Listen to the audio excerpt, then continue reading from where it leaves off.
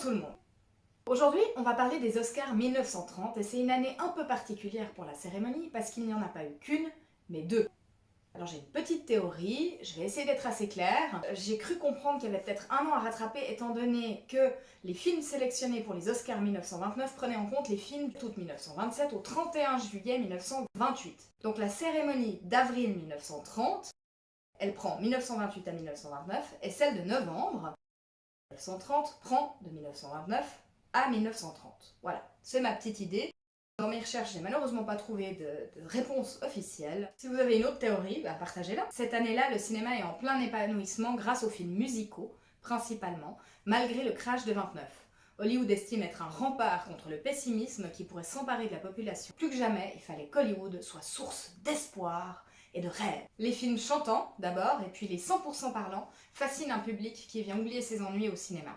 Cependant, le succès des films musicaux ne dure qu'un an. Aussi vite monté, aussi vite retombé. Quelques mois suffisent pour qu'Hollywood comprenne que le public veut un cinéma proche du réel, mais qui le fasse en même temps rêver, un cinéma qui parle de sujets sérieux, dramatiques, même de façon comique, et non plus de mélodrames amoureux.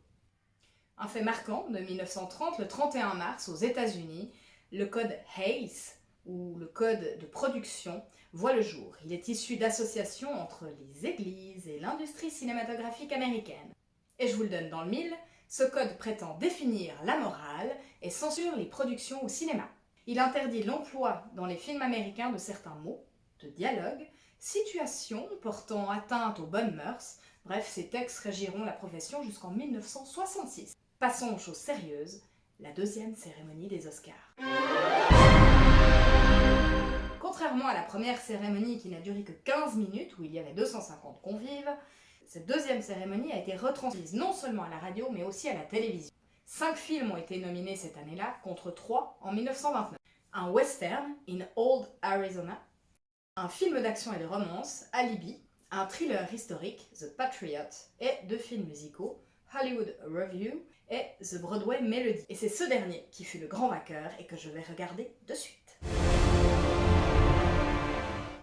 L'histoire est assez simpliste, c'est une bonne comédie romantique de l'époque, tout ce que j'aime.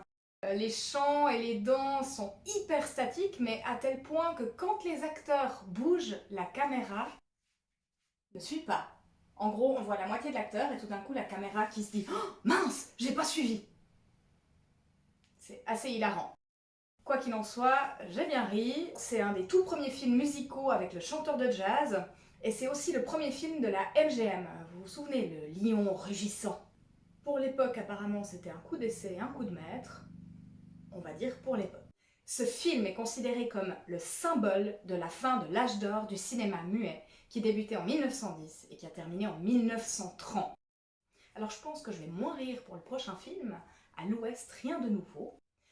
Je vous dis à très vite!